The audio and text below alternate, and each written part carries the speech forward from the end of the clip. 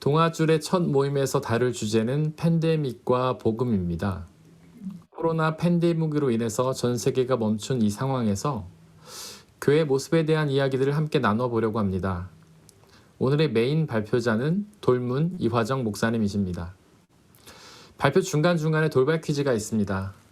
퀴즈의 정답을 아신 분은 이 줌의 채팅창에 남겨주시기를 바라고요.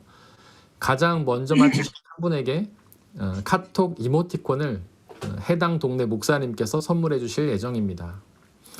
그리고 내용을 들으시다가 혹시 질문이 생기시는 분들은 또 채팅창에 남겨주시면 저희가 그것을 읽고 또 나누면서 토론을 하고 질문에 답하는 방식을 하도록 하겠습니다. 안타깝게도 저희가 시간이 이제 한정이 되어 있기 때문에 여러분들 해주신 모든 질문을 다 다루지는 못할 것 같고요.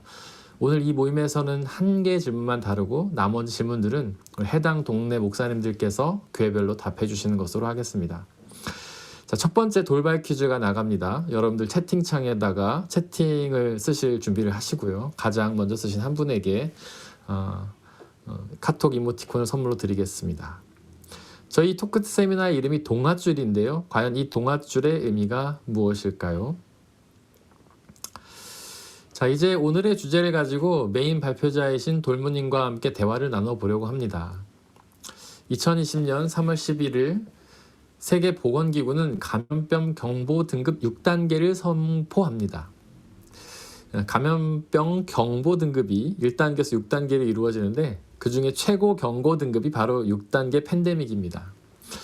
팬데믹은 근래 총 3번이 있었는데요. 첫 번째는 1968년 홍콩 독감, 두 번째는 2009년 신종 인플루엔자, 그리고 세 번째가 바로 지금의 코로나 팬데믹입니다.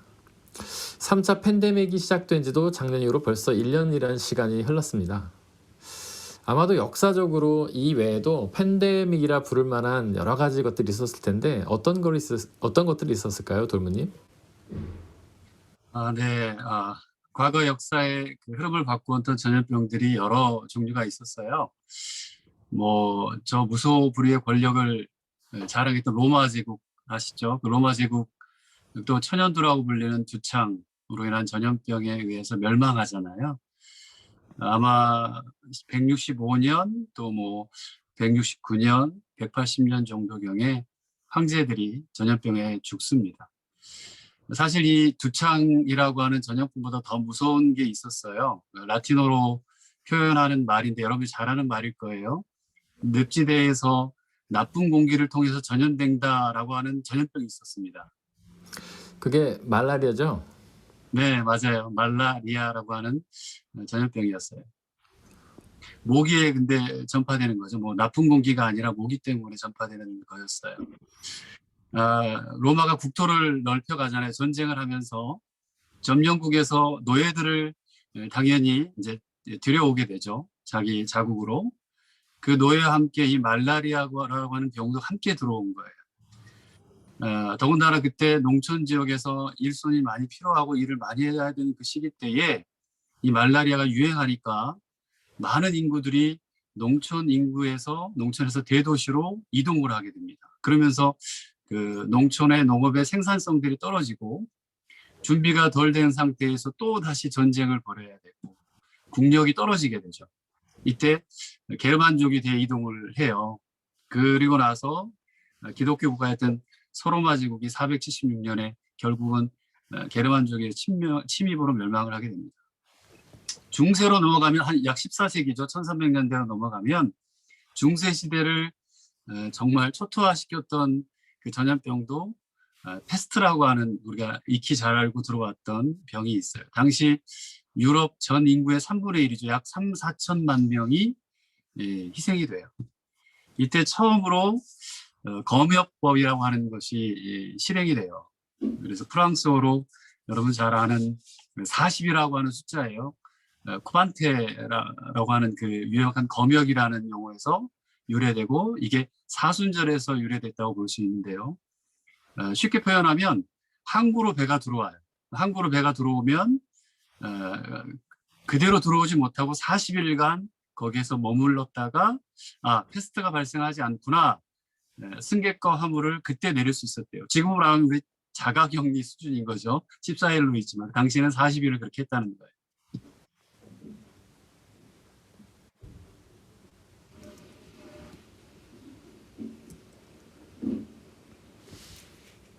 근데 이렇게 또 오래된 역사 외에도 현대에 많은 전염병들이 있었잖아요.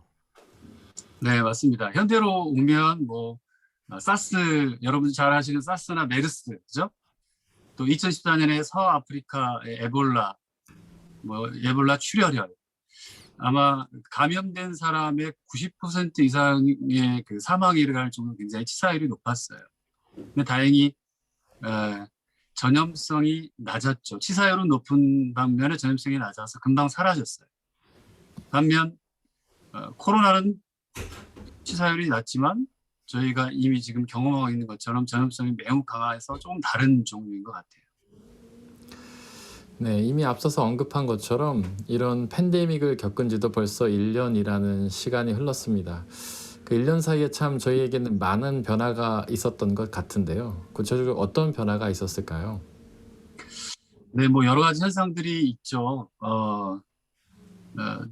탈세계화가 일어나고 뭐 탈오피스죠. 네, 그리고 악수하는 사람, 보통 저도 악수를 참 많이 하는 사람 중에 한 명이었는데 악수를 할 수 없고 다가가면 물러가고 사회적 거리 두기는 뭐 기본인 거고요. 2m 계속 지금 진행되고 있고 코로나 세대라고 하는 게 생긴 것 같아요. 그죠? 심지어는 얼마 전에 한국에서 초등학생들이 입학을 하는데 한글을 모른다라고 하는 정도로 코로나 시대를 지내면서 지금 여러 부분에 있어서 힘든 과정들을 겪고 있는 것 같아요. 또 코로나가 등장하면서 환경이 얼마나 중요한지도 인식이 생긴 것 같습니다. 그 외에도 많을 거예요. 아마 경제, 뭐 경기 불황 이미 진행 중이고요. 일자리는 뭐 당연히 계속해서 어렵고 교육도 지금 실제로 겪고 있어요. 어려운 상황이고 에너지, 뭐 재정, 부동산, 뭐 미디어, 또 여행은 거의 초토화 수준이죠. 가장 예측하기 어려운 건 아마도 지금 이제 경제적인 부분인 것 같습니다. 네. 네, 저희가 보통 다른 전염병 같은 것들은 뭐 책이나 드라마, 영상 이런 것들로 확인을 하는데 이런 변화는 지금 저희가 실제로 경험하고 있는 것들이라서 더 깊이 체감이 되는 변화인 것 같습니다. 이렇게 세상이 변하고 있다면 우리 교회도 마땅히 발맞춰 가야 할 것 같은데요. 어떻게 생각하십니까? 지금 저희 교회도 이런 변화에 발맞춰 가고 있다고 생각하십니까? 네. 그래도 뭐 한국은 워낙 발빠른 것 같고요. 유럽, 뭐 독일 마찬가지로 계속해서 저희들이 변화를 도모하고 지금 진행하고 있는 것 같아요. 원래 종교라고 하는 게 특별히 이제 교회로 국한지어 말하면 본질적으로 종교 혹은 교회라고 하는 곳은 모여야 하는 곳이잖아요. 모여야 뭔가가 이루어지는데 저희 교회뿐만 아니라 지금 뭐 새 교회 혹은 독일에 있는 모든 교회든 전 세계에 있는 모든 교회든 모이질 못하니까 이런 상황 속에서 어떻게 하면 교회가 또 하나님을 찾을까에 대한 고민들이 많이 필요할 텐데 오히려 초창기 또 조금 흘러서 지금은 그래도 조금은 조심하는 부분이 있는 것 같습니다만 안 좋은 소식들이 참 많이 있었죠. 모이지 말라면 모이지 말아야 되고 모인다고 하면 방역을 철저히 하거나 그죠? 굉장히 좀 철저하게 신경을 썼어야 되는데 그러지 못했어요. 저는 그걸 공교회성의 부재라고 봐요. 그런데 방금 이제 공교회성이라는 말씀하셨는데 이게 공교회라는 말이 우리 목사님들 사이에서는 참 많이 쓰이는 말이긴 하지만 성도님들한테는 좀 어려운 개념일 것 같거든요. 그래서 한번 쉽게 좀 설명해 주실 수 있으실까요? 네, 한마디로 말하면 그냥 세상 속에서의 교회의 모습이에요. 그러니까 세상 속에서 하나님의 나라, 교회라고 하는 곳은 하나님의 나라가 실현된 곳인데 그 하나님의 나라가 세상 속에서 가시적으로 보여줄 수 있는 곳, 그걸 삶으로 실현하는, 나타내는 선교적인 삶을 보여주는 것이 교회예요. 자세한 이야기는 계속해서 이제 후반부에 나올 텐데요. 그런 교회의 모습들이 필요하다는 겁니다. 네, 우리 돌무님께서 언급하신 것처럼 같은 신앙인으로서 참 안타까운 일이지만 현재 교회가 이 팬데믹 상황에서 특별히 지탄의 중심이 되어 있는 것 같습니다. 돌무님은 그 이유가 뭐라고 생각하십니까? 돌무님의 의견을 듣기 전에 우리 참여자 여러분들의 의견도 한번 들어봤으면 좋겠는데, 혹시 여러분들이 생각하는 그 이유가 있다면 지금 이 코로나 시대에 교회가 지탄을 받고 있는 이유에 대해서 생각해 본 것들이 있으시다면 그 채팅창에 남겨주시면 이따가 소개를 좀 하도록 하겠습니다. 돌무님 의견 한번 부탁드리겠습니다. 네, 아까 얘기했던 거에 이제 연장선상에서 이어서 얘기를 할 것 같습니다만, 저희가 실은 온라인 예배와 현장 예배가 어떨까, 어떻게 생각하나라고 하는 부분들이 선행돼야 될 것 같아요. 이미 실은 소위 큰 교회들이죠. 온라인으로 예배를 예전부터 어떻게 보면 체인점 같이 시작을 했고, 혹은 병행하면서 예배를 드려왔어요. 여기에는 아마도 교회 출석수에 대한 감소의 우려도 있기 때문에 그렇게 힘들고 어렵지만 모이려고 했을 거고, 재정의 감소 등의 요인들이 교회의 직격탄을 맞기 때문에 그런 어려움들이 있을 거라고 예상이 돼요.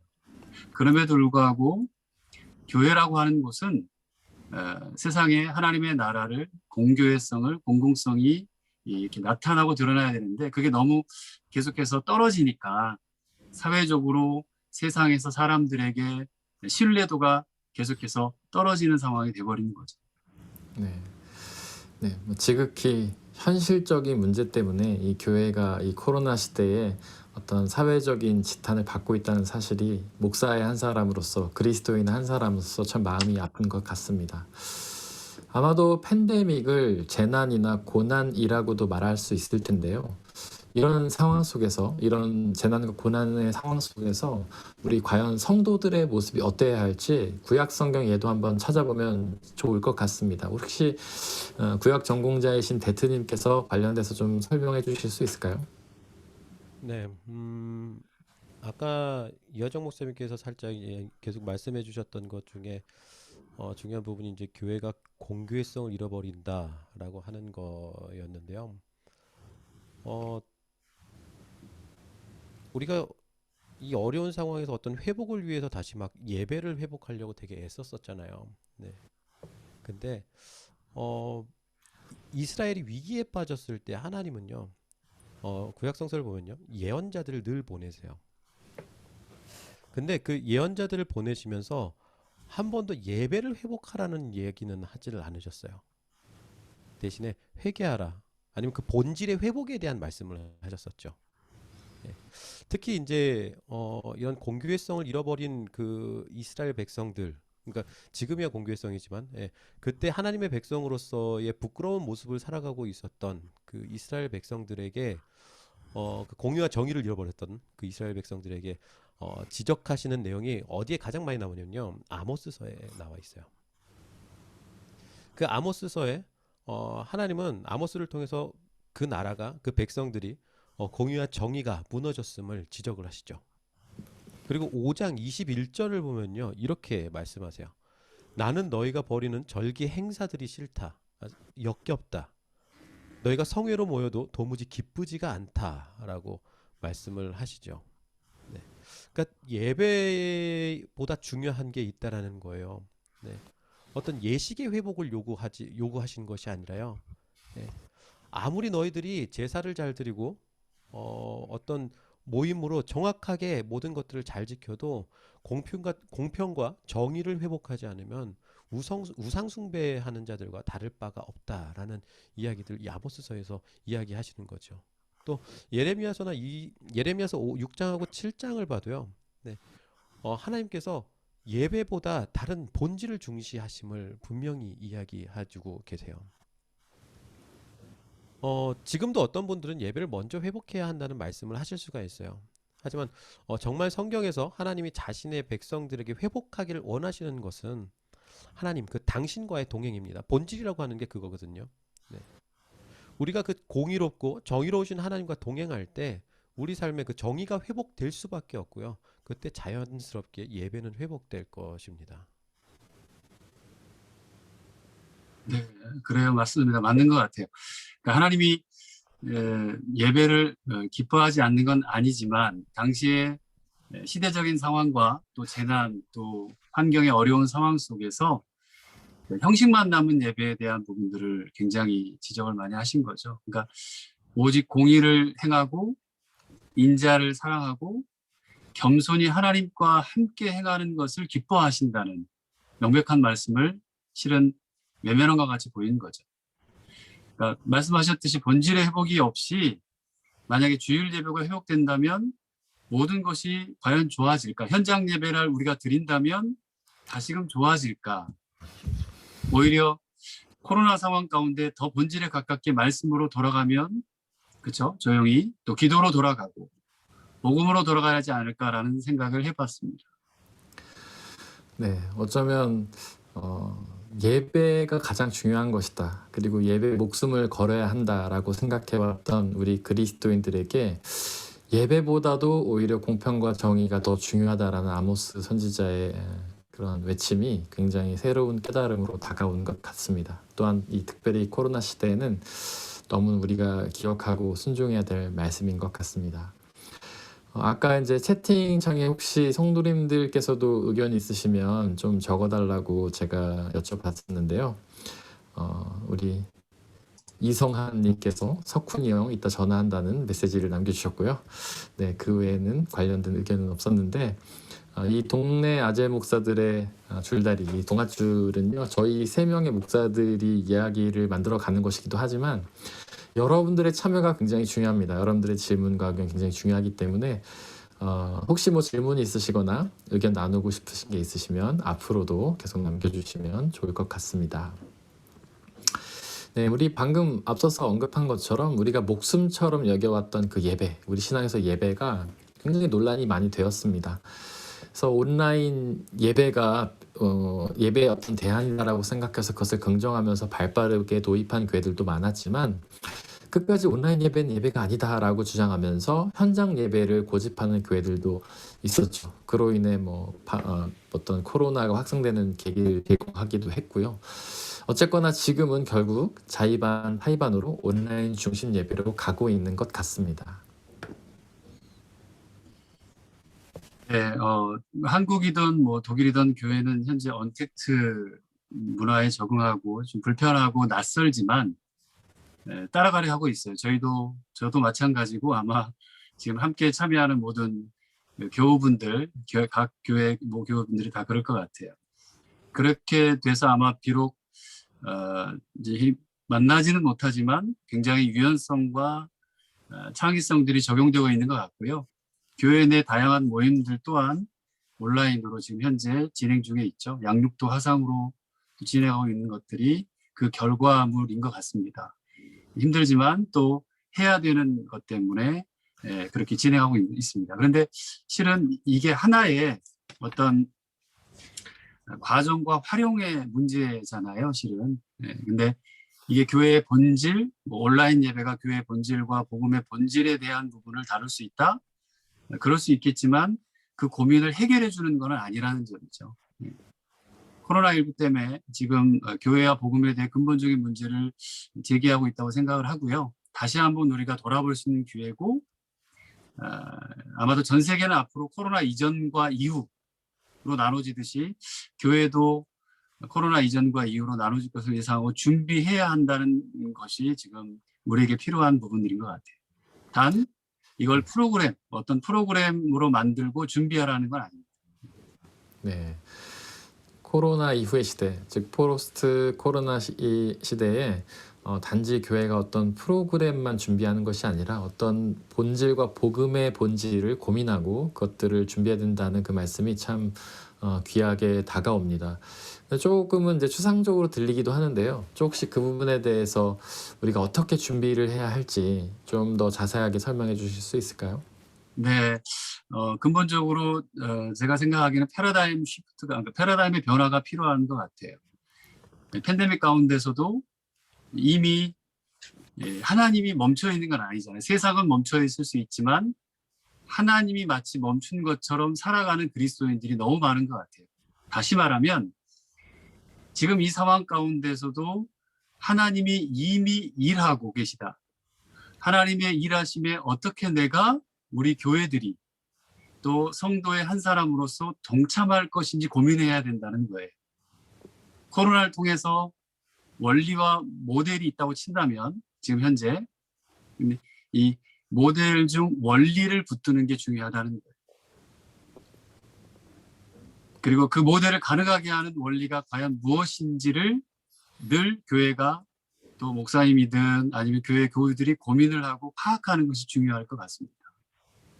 다시 말하면 우리가 잘 쓰는 용어가 있잖아요. 가치가 중요하냐, 표현하는 방식이 중요하냐. 그러니까 가치와 표현의 구분으로 나타날 수 있는데 과연 우리 교회 혹은 지금 이 땅의 교회들 가운데 아니면 나에게 핵심 가치가 있을까? 지금 이 시대에 지금 이 상황 속에서 정말 중요한 가치가 뭘까? 이건 신앙인의 한 사람으로서 마찬가지인 것 같아요. 이 코로나 시대에 내가 붙잡는 핵심 가치는 나는 뭐지? 우리 교회가 붙잡는 핵심 가치가 뭘까? 이걸 빨리 결정하는 사람 그리고 이미 습관이 되어 있는 사람이 굉장히 중요한 것 같아요. 그런 교회가 중요하다. 교회도 마찬가지겠죠. 나타나는 표현들을 가능하게 하는 그 핵심 가치는 과연 뭘까? 이 교회가 예를 들면 이런 거죠. 이렇게 힘들고 어려운 교회 가운데에서도 어떤 교회는 선교적인 교회로서 계속해서 나아가는 교회가 있을 수도 있고 복음을 붙들고 살아가는 교회들이 있을 것 같아요. 그런 패러다임의 원리와 가치를 붙드는 교회가 필요하다는 거죠. 과연 저 사람은 어떻게 저렇게 살 수 있지? 어떻게 저렇게 믿음으로 살아갈 수 있을까? 저 교회는 무엇이 다를까? 교회는 어떻게 저럴 수 있을까? 이런 모델 때문에 어떤 프로그램 때문에 이런 현상이 아니라 그걸 가능케 하는 그 가운데 중요한 핵심이 뭘까라고 하는 거예요. 네, 맞는 말씀인 것 같습니다. 어려운 상황일수록 어떤 분들은 비본질에 집중하면서 비본질을 갖고 가려고 애를 쓰지만 비본질보다는 확실히 본질에 집중해야 할 것 같습니다. 우리 모두가 잘 아는 그 야구 선수 이승엽 있잖아요. 그 선수는 슬럼프가 없을 것 같은데 그에게도 슬럼프가 있다고 합니다. 근데 그가 슬럼프를 겪을 때면 가장 기본적인 타격 연습을 다시 한다고 하더라고요. 그것처럼 우리도 이 팬데믹 상황에서 과거의 모델과 프로그램 그리고 나타난 현상에 집중했던 그 패러다임을 근본적으로 전환해서 그 가운데서 일하시는 하나님과 교회의 핵심 가치라는 본질에 집중해야 한다는 생각에 전적으로 동의합니다. 네, 여기서 돌발 퀴즈를 하나 더 드리겠습니다. 다 준비해 주시길 바라고요. 또 이번에도 가장 먼저 답을 채팅창에 적으신 분에게 카톡 이모티콘 선물을 드리도록 하겠습니다. 이 코로나 시대에 이 교회가 집중해야 될 중요한 것은 무엇일까요? 답을 달아주시기를 바랍니다. 첫 번째 문제는 쉬웠지만 두 번째 문제는 조금 어렵습니다. 그렇다면 이제 이야기를 계속 이어가 보도록 하겠습니다.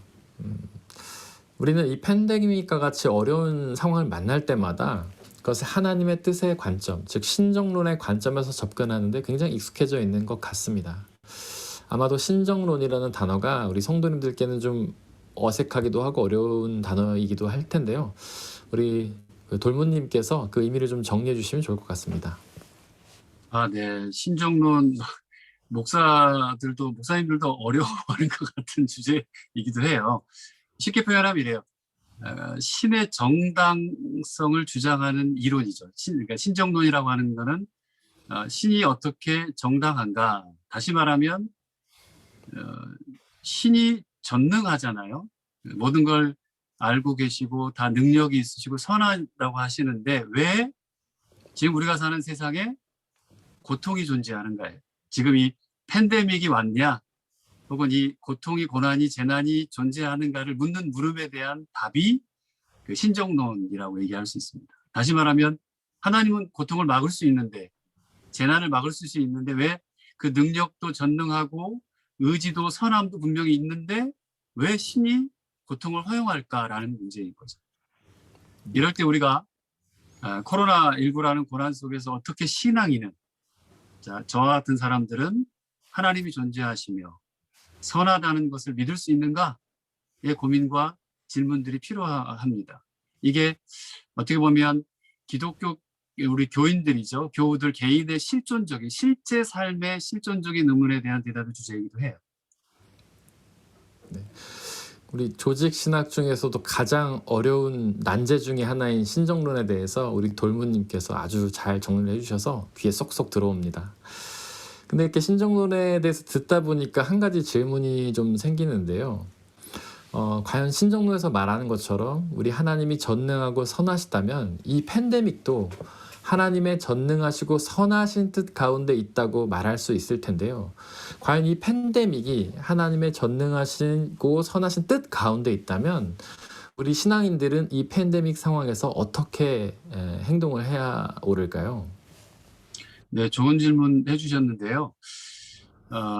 뭐 작년 올해 늘 지금 굉장히 그 고민을 많이 하고 있는 주제인 것 같기도 해요. 실은 저희 교회 다니는 사람들은 그러니까 교회 안에서만의 삶이 아닌 실은 교회 밖에서의 삶 또한 고려하고 이웃사랑이라고 그러잖아요. 하나님 사랑, 이웃사랑이라고 그러잖아요. 고려하면서 답을 찾아야 하는 상황이잖아요. 현재는 정말 그런 부분이에요. 다시 말하면 이걸 공동체성이라고 표현한다면 이 공동체성이 교회에서만이 아닌 사회에서도 진정한 공동체가 교회구나. 교회가 교회만 머무는 게 아니라 세상에서 나와서 함께 교회임을 보여주는 공교회성. 그러니까 세상 속의 교회 회복이 중요하지 않을까 하는 생각을 해봤어요. 코로나가 터지니까 여지없이 나오는 반응들이 뭐였냐면 미국도 마찬가지고 한국도 그랬어요. 특히나 세대주의나 아니면 근본주의를 가지고 계시는 분들이 이런 게 있어요. 코로나19가 하나님의 심판이다. 코로나19는 하나님의 심판이야 라고 얘기했던 말들이 많았어요. 네, 맞습니다. 정말로 이제 코로나가 하나님의 심판이라고 말씀하시는 목사님들이 많이 계셨는데요. 그런 말을 들을 때마다 제 가슴도 철렁철렁 했던 것 같습니다. 정말로 코로나가 하나님의 심판일까요? 구약에 보면 분명히 그런 부분들이 있긴 하죠. 질병이나 전염병을 하나님의 심판의 도구로 사용한 예들이 나오는 것 같은데요. 그 부분에 대해서 우리 대트님께서 좀 설명해 주시면 좋을 것 같습니다.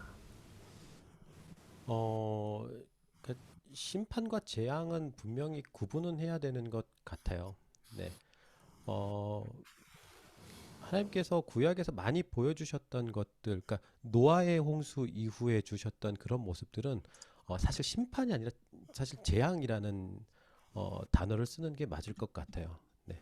심판은 정말 그 마지막 때에 있는 것이고요. 예. 그러면은 그럼 그 재앙들이 어떤 것들이 있었을까를 보면 뭐 출애굽기에 우리가 잘 알고 있는 뭐 10가지 재앙들 있죠. 예. 그리고 우리가 그 어떤 전염병 같은 것들을 겪었었던 것들의 모습은 우리가 사무엘하 24장을 보면은 다윗이 인구조사 두 번째 인구조사를 하고 백성들이 이렇게 전염병을 앓게 돼요. 그런 범죄를 저지른 경우에 하나님께서 그렇게 벌을 주신 경우들이 있죠. 그리고 민수기 16장에 질병으로 인한 징계 모두 하나님 자신 혹은 그 예언자를 통해서 뭐 심판의 예고와 이유를 분명히 밝혀주고 있어요. 예. 하지만 또 코로나19 사태는 또 그것과는 또 다른 양상이라고 볼 수 있겠죠. 네, 우리는 흔히 재앙을 심판으로 오해하는 경우가 참 많은 것 같은데 우리 대트님께 잘 정리를 해주신 것 같습니다. 재앙은 심판이 아니다. 분명히 다른 것이다 라고 정리 잘 해주신 것 같고요. 이와 관련해서 돌무님의 생각이 궁금합니다. 네, 하나님께서 심판을 위해 일으키신 질병이다라고 했을 때 아까 우리 대트님께서도 얘기해 주셨는데 만약에 하나님이 신이라고 하시면 신이 질병을 일으켰다. 그러면 절대로 인간의 능력으로 해결할 수 없다는 게 실은 로기시하죠. 그런 사실이에요.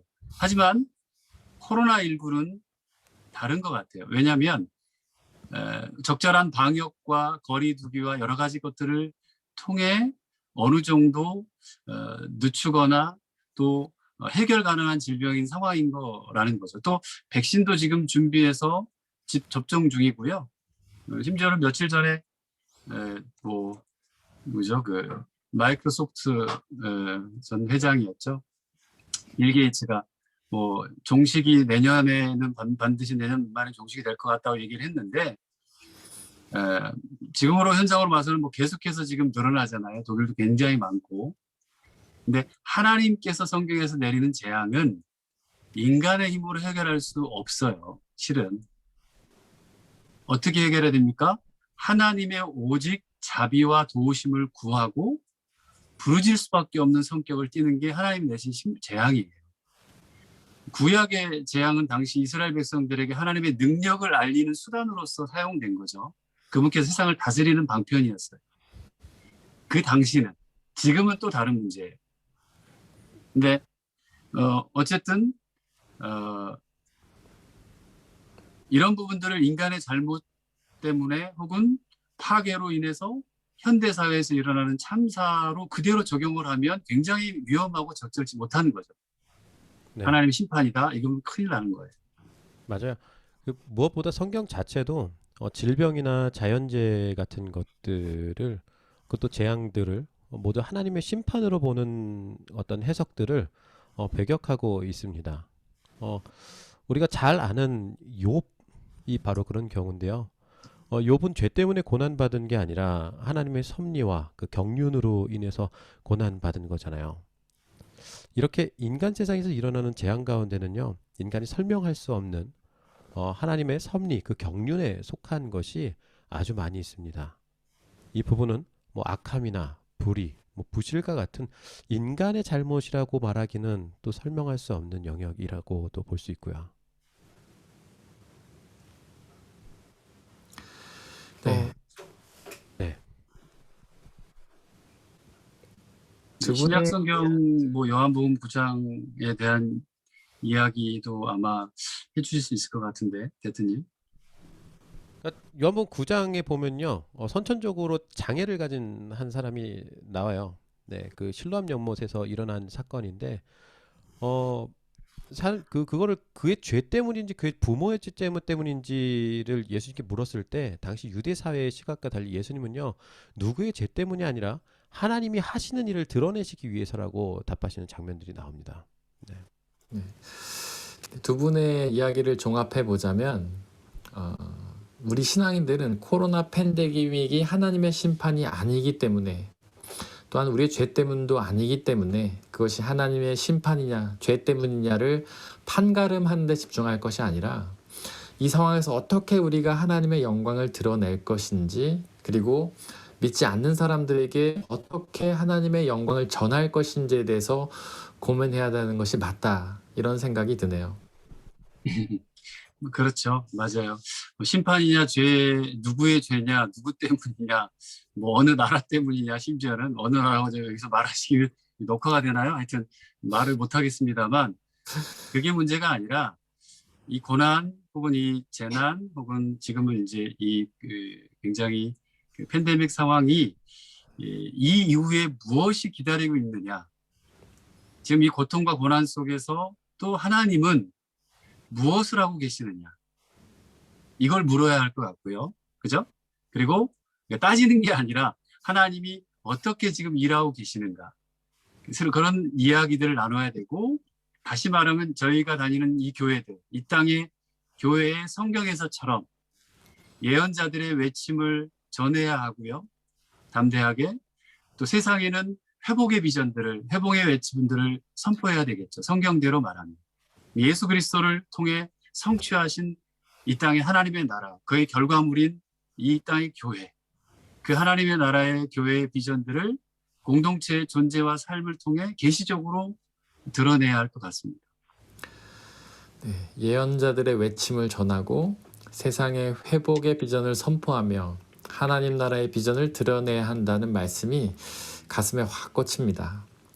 바로 그것이 예수님의 제자된 그런 사명의 본질이겠죠.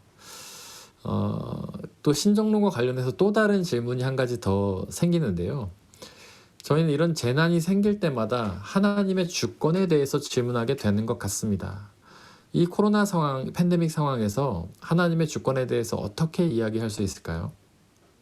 네, 이 하나님의 주권, 하나님이 하신다, 또 하나님께 주권에 대한 부분을 보통은 개인적인 차원과 사회적인 차원을 구별해야 한다고 생각을 해요. 개인적인 차원과 사회적인 차원을 구별해야 된다고 생각해요. 하나님이 하신 일에 대해서 개인적인 경험을 전 세계적으로 혹은 사회적으로 객관화시켜서 해석으로 넓혀가는 오류들이 참 많아요. 생각해보면 이것입니다. 나를 하나님께서 고치셨어요. 어떤 병에서. 이건 되게 개인적인 거죠. 근데 이게 사회적인 게 되고 세계적인 게 되면 안 되는 거예요. 이게 일반화되면 안 되는 거죠. 또 심지어는 어떤 일이 있었냐면 그 예수님이 태어날 당시에 헤롯이 영아들을 다 이제 죽이잖아요. 근데 저도 같은 목사이지만 어떤 목사님이 설교를 하시는데 그 영아들을 죽인 게 하나님께서 당시에 관영한 악을 보여주기 위해 하나님께 쓰임 받은 게 아이들을 죽인 거다라고 설교를 하신 분이 계셨어요. 충격받았어요. 또 지금의 현상들이 예수님의 재림을 위한 징조다, 싸움이다, 종말론적인 관점으로 얘기해야 된다라고 얘기하는데 실은 주님이 오시는 날은 성경에 분명히 얘기하잖아요. 그 아무도 시와 때와 장소를 알 수가 없는 게 성경적인 거잖아요. 그리고 또 왜 악은 흥하고 의인은 망하는가? 왜 나쁜 놈들은 잘 되고 좋은 사람, 착한 사람들은 저렇게 불쌍하고 힘들게 계속 고통만 당하는가? 왜 죄 없고 무고한 죽음과 순교를 죄 없는 사람들이 죽음을 당해야 되는가? 이런 질문들이 청년들이든 중고등학생들이든 아니면 어른들도 마찬가지예요. 해져요. 제가 이런 부분들을 다 속 시원하게 얘기 드릴 수는 없지만 적어도 성경에 근거해서 말씀을 드린다면 하나님은 이 모든 것들을 최종적으로 완전하게 신원해 주시는데, 다시 한번 하면 들어주시는데, 해결해 주시는데, 그걸 하나님의 정의로 얘기할 수 있는데, 그게 뭐냐면 그게 부활신앙이에요. 하나님이 예수 그리스도를 통해 세상의 모든 것들을, 심지어는 죽음까지 다 이기신 그 부활이라고 하는 것이 우리에게 주어졌다는 거예요. 이것이 있기 때문에 우리는 예수를 믿는 거예요, 실은.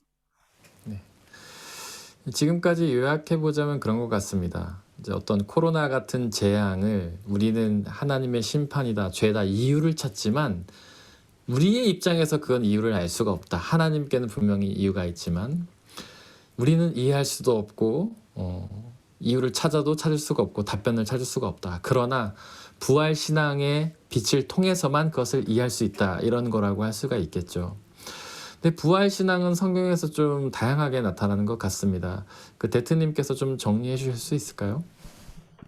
네, 길게 정리하려면은 한편의 설교가 되겠지만 이거를 짧게 그냥 단순하게 얘기를 하면요. 부활신앙이라고 하는 것은 어, 하나님의 약속을 신뢰한다라는 신앙입니다. 그게 무슨 말이냐면요.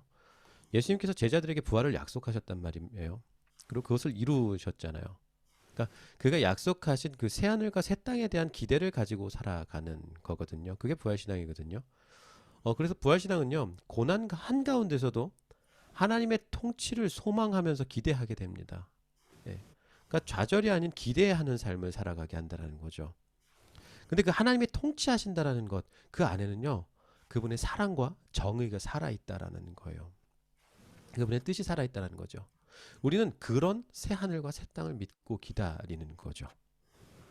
또 이 신앙은요. 우리를 이 땅에서 그 당신의 뜻을 이루어 가시는 그 하나님을 철저하게 신뢰하게 하고요. 하나님의 선교에 동참하게 합니다.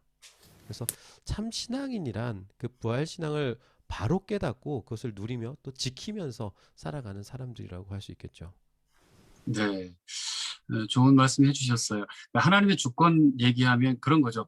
다 하나님의 뜻이야. 우리가 알 필요도 없고 또 하나님이 하시는 일에 그냥 따라가면 돼. 이것도 물론 100% 틀린 말은 아닙니다만 오히려 이 팬데믹 시대에 하나님의 주권이라고만 얘기하고 그냥 놔버리는 게 아니라 더 성경에서 얘기하는 적극적으로 나아가는 신앙이 필요한데, 그 뭐냐면 하나님을 하나님 되게 하기 위해서 하나님의 사랑과 정의를 우리가 나타내야 되는데 어디에 나타내야 될까요?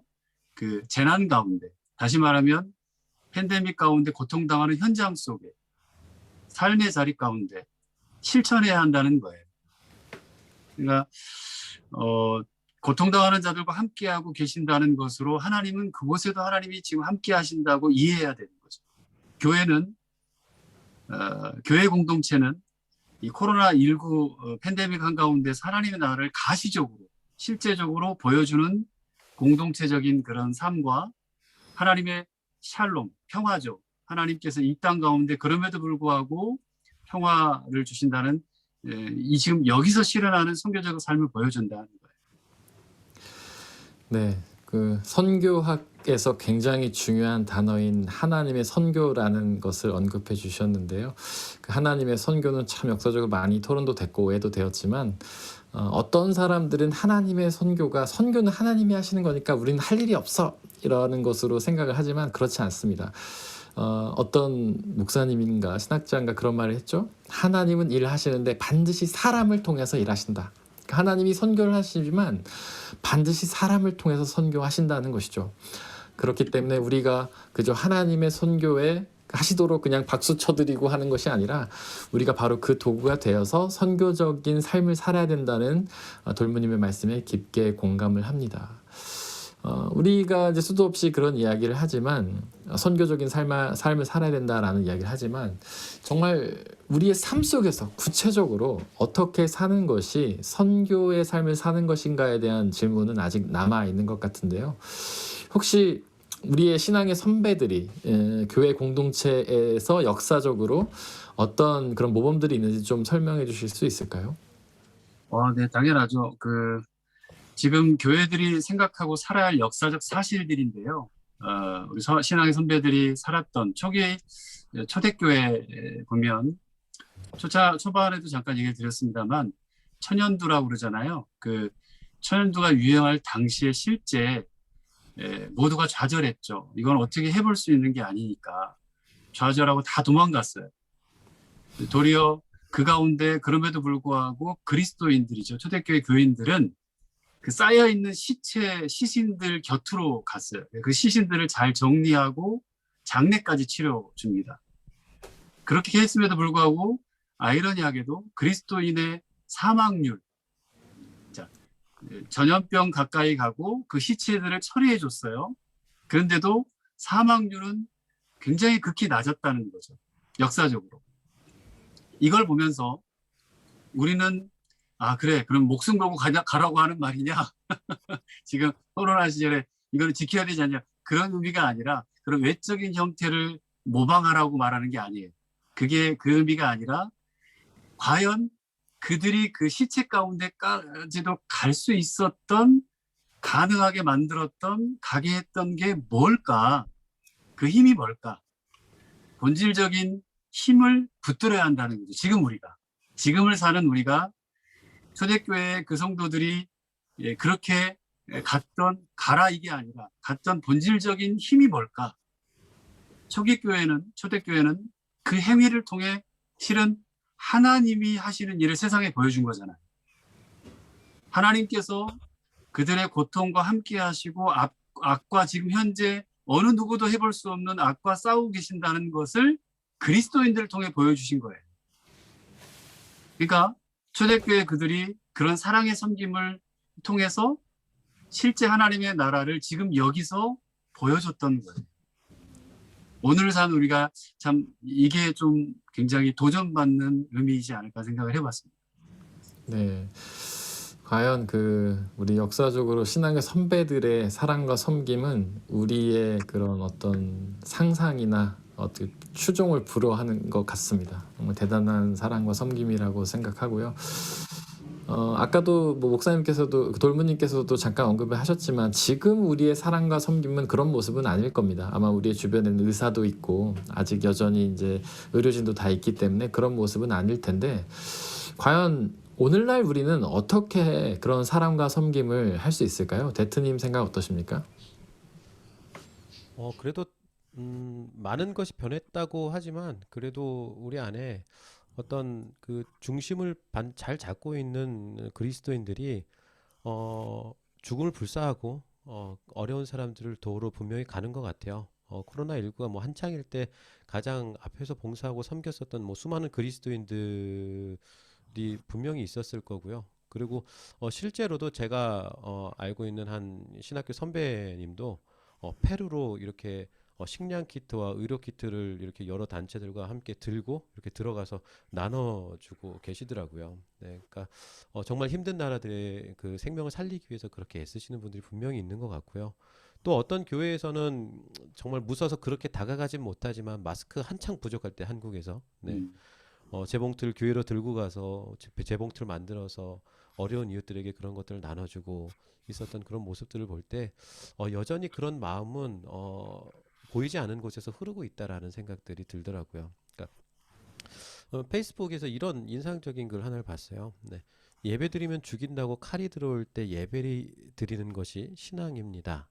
그러나 예배 모임이 칼이 되어 남들의 목숨을 위태롭게 하면 모이지 않는 것이 신앙입니다. 라는 건데 어쩌면 교회가 모이는 것이 위협이 된다면 안 모여주는 것들 그것도 교회가 함께 해줬었던 그런 코로나19 이런 위기에서 공교회성을 드러낸 모습들 아닐까라는 들 생각해봐요. 네.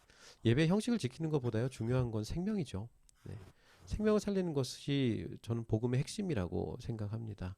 그 핵심을 이루는 데 있어서 교회가 공공성을 실천하는 그건 너무나 중요한 거고요.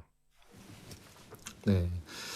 우리가 신앙의 선배들의 사랑과 섬김에 대해서 나눠봤는데요. 아마 그런 섬김들은 우리가 보기에 범접할 수 없을 만큼 대단한 것처럼 보이죠. 그러나 우리가 뭐 그렇게 모두가 대단하고 엄청난 일을 할 수 없을지라도 우리의 주변에서 아주 작은 사랑과 섬김으로도 충분히 하나님의 사랑이 전하는 그런 선교적인 삶이 될 것 같습니다. 귀한 말씀들 감사드리고요. 자, 이제 세 번째 돌발 퀴즈를 드리려고 합니다. 채팅창에 답을 다시 준비를 해주시고요. 돌무님께서 앞서서 이렇게 우리가 이해할 수 없는 재난의 상황에서 하나님께서 마지막 부활의 날에 완전히 신원해 주신다라고 이야기를 하셨는데 그것을 어떤 신앙이라고 부를까요? 네, 세 번째 퀴즈였습니다. 답을 달아주시기를 바라고요. 네, 아주 돌발 퀴즈에 대해서는 문제를 내기 무섭게 정답이 올라오고 있습니다. 네, 마지막에 저희가 그 시상자들을 발표하도록 하겠습니다.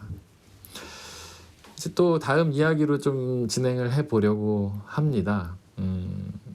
만약에 아까 신정론에 대해서 또 다시 한번 또 질문이 생기는데요. 만약에 그 신정론의 입장에서 말하는 것처럼 이 코로나 팬데믹이 전능하신 하나님의 뜻 가운데 있다면 우리가 이 상황을 부정적으로 보면서 두려워할 것이 아니라 오히려 긍정적으로 보며 기대할 수도 있을 것 같은데요. 돌무님 생각은 어떠신가요? 혹시 과거의 팬데믹에서도 그런 긍정적인 예들이 있을까요?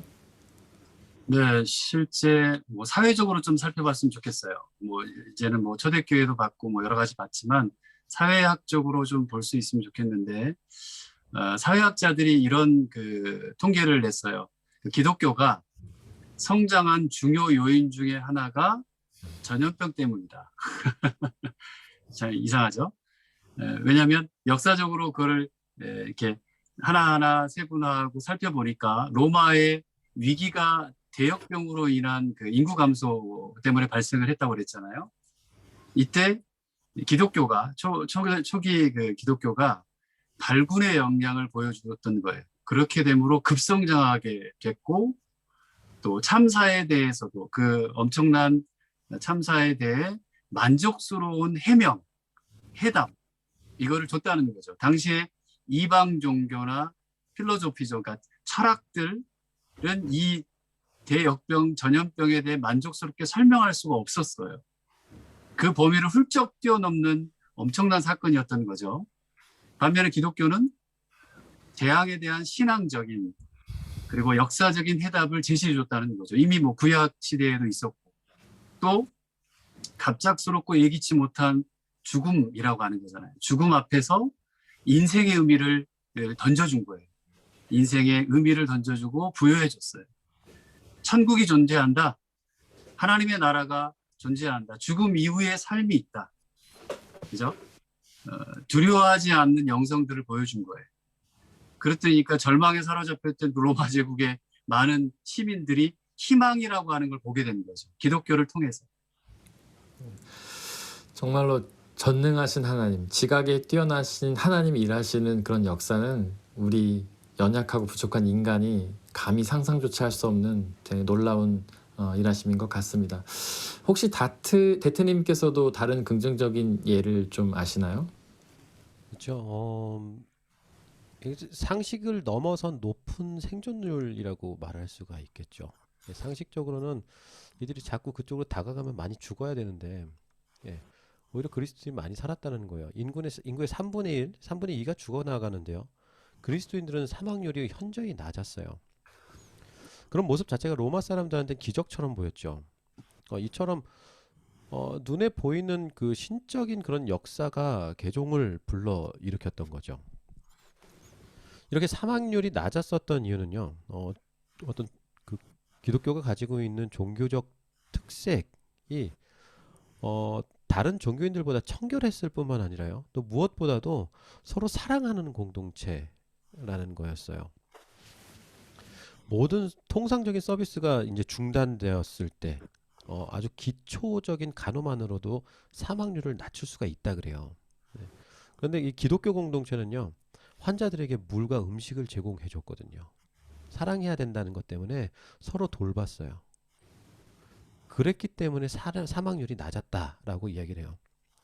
더군다나 이방 종교인 로마 사람들은요. 전염병이 발생하면 그곳으로부터 달아나려고만 했죠.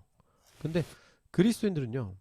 세상 사람들에게 우리가 황금률이라고 하는 거 있잖아요. 마태복음 7장 12절에 뭐 너희는 무엇이든지 남에게 대접을 받고자 하는 대로 너희도 남을 대접하여라. 이 말씀을 삶에 그대로 적용하고 개인의 이해득실에 근거한 어떤 뭐 거래적인 관계 그런 게 아니라요. 그 이상의 모습을 보여줬던 거죠. 그러니까 그들은 매일의 삶에서요. 사랑과 구제 같은 것들을 통해서 세상 사람들을 섬긴 거예요. 그들이 볼 때 기독교는 기존에 있는 종교는 완전 다른 종교인 거죠. 그 새로운 종교고 감동을 자아내는 그런 종교였었던 거예요. 한마디로 대조 사회요 아주 대한 공동체였던 거죠. 네. 제가 한 가지 또 긍정적인 예를 들어볼 수 있을 것 같습니다. 교회가 이런 팬데믹 상황에서 어떤 새로운 사회적인 네트워크를 제공할 수 있다라는 점인 것 같습니다. 이런 어려운 시기가 되었을 때에 교회가 먼저 네트워크를 구성하고 그 네트워크를 통해서 세상을 돕는 일들을 감당하는 것이죠. 우리나라 기독교 역사에도 그 아주 중요한 예가 하나 있는데요. 그 1907년 평양 대부흥 있지 않습니까? 저희가 2007년에도 어게인 평양 그렇게 하면서 대부흥 운동을 했었잖아요. 그때 바로 그 교회가 사회적인 네트워크를 제공하면서 사람들에게 어떤 희망을 주었던 일들입니다. 그 1907년의 상황을 생각해 보면 일본의 식민지배라는 재난의 상황 가운데 있었습니다. 우리나라 사람들 많은 사람들이 실직을 하고 먹을 것도 없던 그런 어려운 시기였는데 바로 그때 교회가 그런 사람들에게 식량도 제공하고 일자리도 제공하면서 어떤 사회적인 네트워크를 구성해서 그들에게 도움을 주면서 아주 긍정적인 역할들을 감당했었죠. 그렇죠. 예. 뭐 공동체성의 차원에서 볼 때 기독교가 세상의 모습과 다른 그 대조 사회의 모습을 보여준 건 확실한 것 같아요.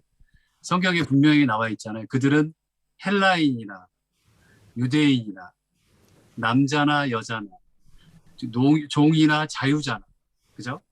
막론하고 하나가 되어 매일 집에서 떡을 뗐고 기쁨과 순전한 마음으로 음식을 먹는 밥상 공동체이기도 했어요. 그리고 성찬하고 애찬 공동체였죠. 또 새로운 정체성, 이덴티테트가 생겼어요. 소속감도 생기고 그리고 희소성이라고 하는 게 있었어요. 더군다나 이 세상과 다른 대한 공동체의 모습을 보여주었다는 거죠. 성경에 이렇게 나옵니다. 믿는 사람이 날마다 함께 있어 모든 물건을 서로 통용하고 또 재산과 소유를 팔아 각 사람 필요를 따라 나눠주는 공동체의 모습을 보여준 거예요. 초대교회는. 다시 말하면 이 세상의 질서와 가치와는 완전히 다른 공동체의 모습을 기독교 공동체가 보여준 거죠. 교회가. 새로운 애착관계를 형성한 거예요. 이는 하나님 나라의 가치, 질서, 이게 세상에서 이루어지는 거죠. 또 공동체가 그렇다면 공공성의 차원에서 볼 때, 그렇죠? 기사와 표적이 많이 나타나서 사람들이 보고 와, 두려워하고, 그리고 어떻게 저럴 수 있지? 초대교회가 대역병 중에 높은 생존율, 또 온 백성에게 칭찬받고 칭송받는 이야기들, 그 시절에 초대교회가 세상을 섬기고 공공성을, 세상에 나가 세상의 교회의 공공성을 실천했듯이 오늘 지금 사는 이 팬데믹 시대에 사는 저희가, 저희 교회들이, 또 저를 포함한 모든 교우들이, 그죠? 세상을 섬기는데 앞장서면 어떨까라는 생각을 해봤습니다. 네.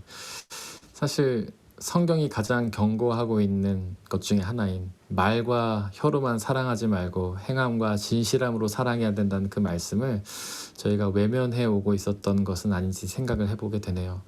사랑한다고 입술로만 고백할 것이 아니라 그들의 실제적인 도움과 필요를 채워주는 진정한 초대교회와 같은 사랑의 공동체를 회복해야 한다는 사실, 그리고 세상을 섬기는 타자를 위한 교회가 되어야 한다는 말씀이 무척 마음에 다가옵니다. 네, 저도 크게 공감합니다. 세상에 윤리 수준은 없다는 어떤 사랑의 섬김, 그런 것들을 통해 공공성을 실천하는 것들 우리가 보여줘야 할 때라고 생각이 듭니다. 네. 아쉽게도 1회가 벌써 끝날 시간이 다가오고 있습니다. 우리 마지막으로 정리해 주시면 감사하겠습니다. 네, 제가 짧게 정리해 보겠습니다. 세상 속에서 교회는요, 성도는 재난 가운데 늘 도전받아 왔어요. 그리고 재난이 아닌 상황 속에서도 늘 이렇게 이어져 왔는데 아마 주님이 부르실 때까지 이렇게 계속 우리의 삶엔 도전이 다가올 것입니다. 그런데 그런 도전 속에서요, 교회가 있고 성도가 있습니다. 저 그리고 여러분들이죠. 상황이 어떠하던 중요한 것은요, 본질과 가치를 어떻게 그 상황 속에서 발견하고 주님을 드러내는가 하는 것이라고 또 이 세미나 가운데 생각이 들었습니다. 네, 그렇죠. 무엇보다 본질과 가치가 중요한 것 같아요. 늘 그걸 끊임없이 교회마다 물어야 되고요.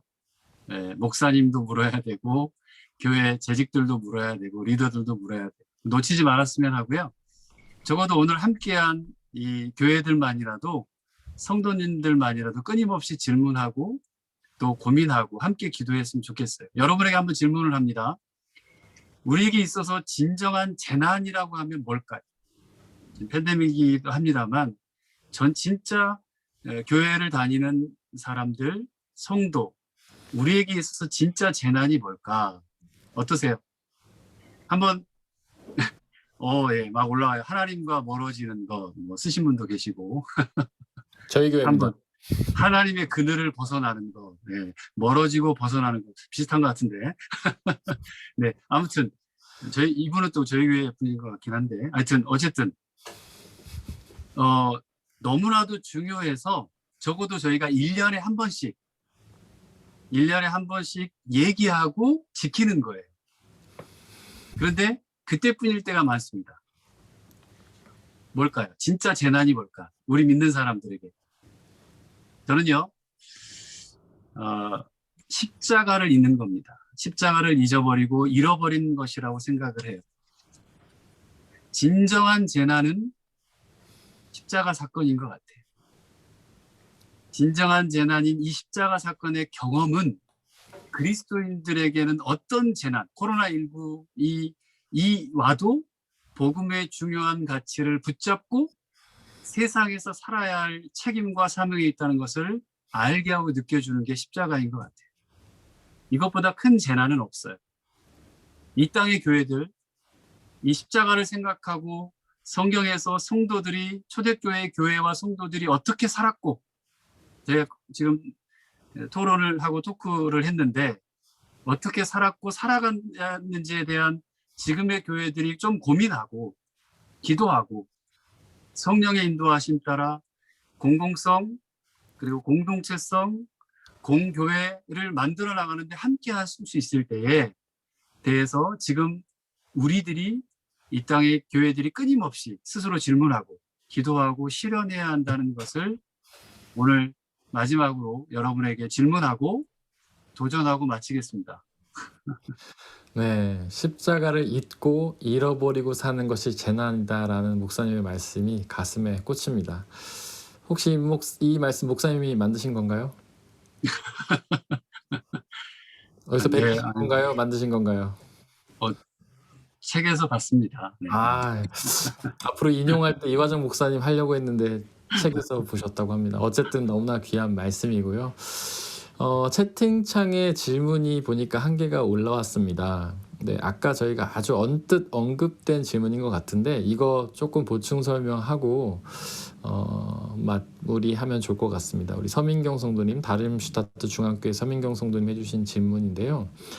언택트 시대에 온라인 예배가 주류되는 이 상황에서 교회의 공동체성은 어떻게 지켜나갈 수 있을까요? 아마 구체적인 방안을 궁금해하시는 것 같습니다. 얘기를 많이 드리긴 했습니다만 일단 교회 공동체성은 그 핵심이 사랑이에요. 네. 가장 힘든 게 아마 만나지 못하는 거인 것 같아요. 만나지 못하고 온라인으로 예배를 드리는 상황이에요.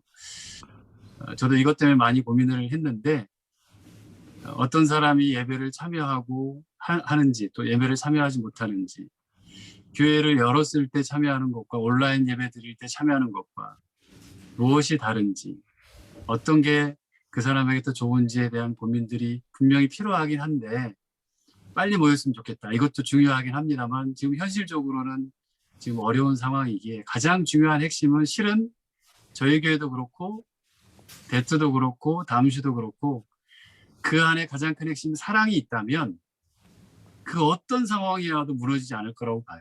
왜냐하면 초대교회 사람들 목숨 걸고서라도 카톡급에 들어가서라도 예배를 드렸거든요. 그 예배를 드리는 게 하나님을 향한 사랑 또 같은 공동체에 대한 사랑이 있었기에 그걸 지켜나갈 수 있었던 것 같아요. 그걸 점검하고 다시금 우리가 사랑으로 하나 되고 목사님을 비롯해서 재직들, 권사님, 집사님, 장로님 또 리더들 함께 모여서 다시금 그 사랑이 흘러갈 수 있도록 모이지는 못해도 그걸 붙잡는다면 저는 꺼지지 않는다고 봅니다. 네, 좋은 질문과 답변에 감사를 드립니다. 네, 이제 오늘을 정리하려고 합니다. 오늘 참 여러 가지 것들을 나누고 많이 배우고 느끼고 은혜 받는 귀한 시간들이었고요. 원래 시작이 참 어려운 건데 우리 시작을 정말 잘 끊어주신 돌무님께도 감사를 드리고요. 또한 옆에서 구약의 설명들을 주셔서 저희의 이해를 도와주신 대트님께도 감사를 드립니다. 다음 달에 또 동아줄은 있습니다. 5월 마지막 주 수요일에 동아줄이 있는데요. 그때는 뉴노멀 어떻게 살아야 할까라는 주제로 우리 대트님께서 메인 발표를 하실 예정입니다.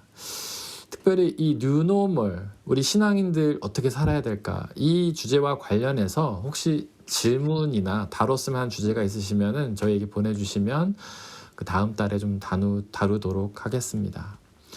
앞서서 저희가 했던 돌발 퀴즈의 당첨자를 발표하겠습니다. 1번 퀴즈 정답은 문제는 동아줄의 뜻이 뭔가였죠. 답은 동네 아재 목사들의 줄다리기. 네, 문제가 유출된 것이 아닌가 하는 의심이 드는데 우리 허 목사님의 사모님인 김채원 사모님께서 정답을 맞추셨고요. 그 다음 분인 그 김석훈 집사님께 드리는 것이 좋을 것 같습니다. 아닙니다. 우리가 약속은 약속이기 때문에 네, 사모님께 선물을 드리고요. 문석훈 집사님께는 제가 개인적으로 드리도록 하겠습니다. 그리고 2번 퀴즈의 답은 정답이 본질이었죠. 이런 시대에 우리가 이렇게 주변적인 어떤 프로그램이나 모델에 집중하기보다는 무엇에 집중해야 하는가였는데 답은 본질이었습니다. 저희 다름슈타트 중학교 서민경 성도님께서 답을 맞춰주셨고요. 3번 퀴즈의 답은 부활신앙이었는데 은혜인 성도님께서 맞춰주셨습니다. 은혜인 성도님 어느 교회십니까? 대트입니다. 대트입니다. 대트교회시군요. 대트교회 오늘 2개 획득하셨고요. 목사님 선물 2배로 해주시기를 바랍니다. 담슈님 담슈도 한 분과 깍두기 한 분입니다. 아니 저기 네? 저희 돌문도 네, 실은 저희 그 1번 문제를 냈을 때 네, 부활신앙도 마찬가지입니다만 네. 그 핸드폰으로 시청하고 계신 연세 드신 우리 장로님 핸드폰으로. 권사님이 계시는데 권사님이 실은 말로 얘기를 막 하셨어. 뭐라고 막 하시고 그러셨군요. 쓰지를 못하시고 질문 딱 나오자마자 막 말하셨는데 쓰지를 못했어요. 내가 그걸 봤어. 네. 그래서 권- 김현숙 권사님. 권사님께는 제가 보내도록 하겠습니다. 권사님 카톡 저희- 이모티콘 괜찮으세요? 더 좋은 거 목사님께 말씀하시기 바랍니다. 비싸고 좋은 걸로. 뭐, 네. 네. 네, 오늘 유익한 세미나였고요. 그 카톡 이모티콘 받으신 분들은 인증샷을 찍어서 보내주시면 다음 주에 사진으로 올리도록 하겠습니다. 네, 오늘 정말 유익한 토크 세미나였고요. 메인 발표자이신 돌무님께서 기도해 주시고 마치도록 하겠습니다. 하나님 감사합니다. 저희가 이 시대를 살아가면서 하나님의 뜻이 뭔지 또 하나님의 심판이 뭔지 또 그 가운데 무엇이 중요한지 본질과 가치가 또 부활 신앙이 또 정말 우리가 붙잡고 평생 가야 될 주님의 십자가가 무엇인지를 짧지만 간단하게 듣고 설명을 듣고 그리고 결단을 하게 됩니다. 하나님 사랑하는 우리 모든 교우들 또 성도님들을 주님 기억해 주시고 이 힘든 시기를 정말 주님의 부활 신앙과 십자가를 붙들고 무엇보다 교회뿐만이 아닌 사회와 세상에서도 소금으로 빛으로 또 공공성과 공교회성과 공동체성들을 함께 고민하고 우리는 이 독일에서 살기에 이 독일 이 유럽이라고 하는 그늘 독일 안에서 정말 저 교회는 무엇이 있지? 무언가 다르구나. 근데 정말 중요한 핵심이 이 성경에 있는 그 귀한 내용들을 붙들고 사네라고 하는 훌륭한 증거와 증인들이 나타나고 많이 드러날 수 있도록 주님 붙잡아 주옵소서. 이 이후에 무엇이 있을 것이냐는 고민과 기도로 준비되어지는 저희가 되게 도와주시길 바라고 축복하며 예수 그리스도의 이름으로 기도드립니다. 아멘. 아멘. 감사합니다.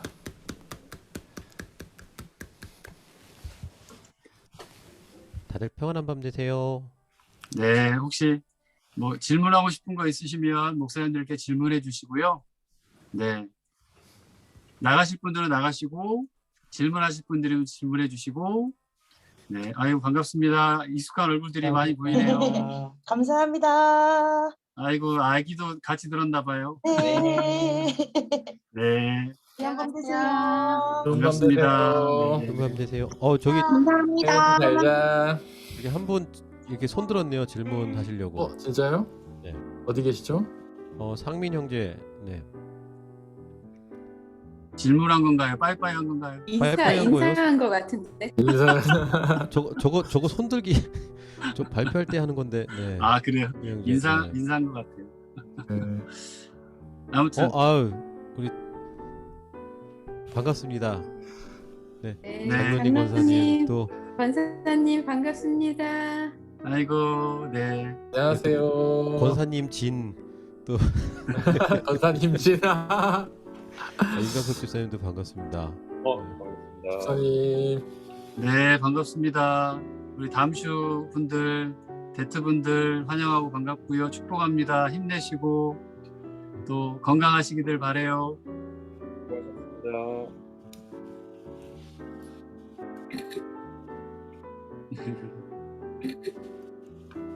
태연이 들어줘서 고마워. 아이고 딸이 이쁘다. 아유, 목사님. 목사님. 아,